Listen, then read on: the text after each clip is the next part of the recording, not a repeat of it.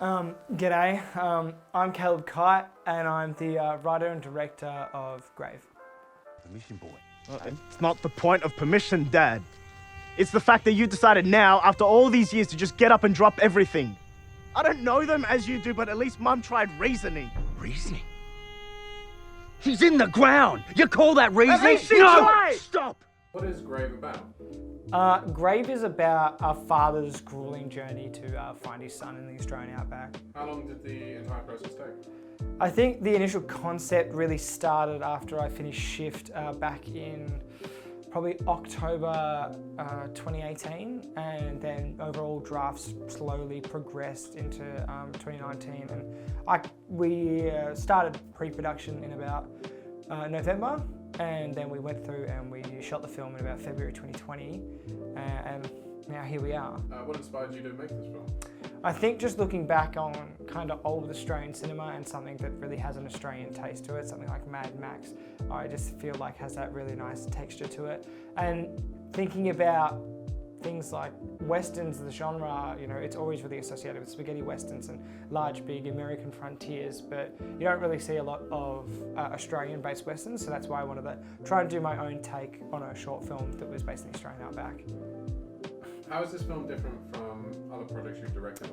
Well, I mean, different is a big standpoint. I think moving from Shift, I mean, we had 4 people or 5 people on set for the entirety of the shoot. It was over 2 days, and stepping up to nearly having 40 people on set, like spread across nearly a 10-day shoot, accommodation, having people up on set, like trying to get period accurate costumes. It was going from doing a 10-minute short sci-fi film that was filmed in like my next door neighbour's car park to, you know, a nearly 40-minute long Western film that spans across various amounts of locations. I think that was a very large undertaking. I think it's turned out pretty well, but I think, yeah, that was just my biggest sort of upgrade in terms of skills and just progression through filmmaking. What did you learn from making this film? Well, what I learned that you've got to spend more time on it.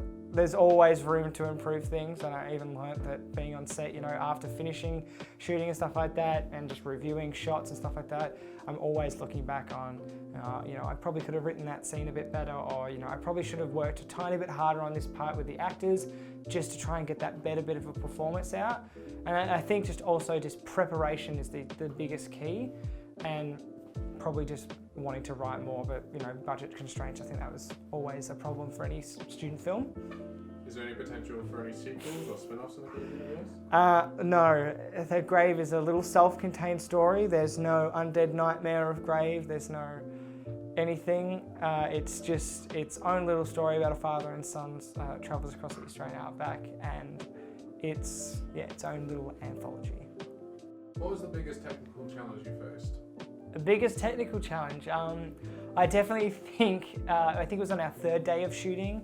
It was a grueling day. It was 35, nearly 40 degrees. We were in a completely open paddock. We were doing the first meeting at the Grave, which is about a quarter of the way through the film. And we were shooting, and then we were like, filled up our cartons. And then we went to do a dump, and then we realised the rate that we were going through our footage and how much we were recording, because we were shooting in 6K RAW, the file sizes were just massive. And we realised our like 3 1TB hard drives aren't going to suffice for us. So that really tumbed the mood down for that shoot, and we were really shitty. We all the DOP, a producer, and my AD, we all failed the vibe check. It was very just in the heat, dehydrated. It was not a good time. And then our producer, after we finished shooting that day, we had to go all the way to Seymour, which was about an hour's drive, to pick up a bunch of 4TB hard drives. And then we nearly filled those up by the end of shooting anyway. What would you say to other young people wanting to approach a film of this size? To be honest, I know how much I hate hearing it, and I know how much they're gonna hate hearing it, but you just gotta do it. And if people always, like when they're told that and they get really shitty with the way that they say, oh, I can't do it, I don't have this, and you had access to this and everything, it just means that they're making up excuses and they don't actually want to do it.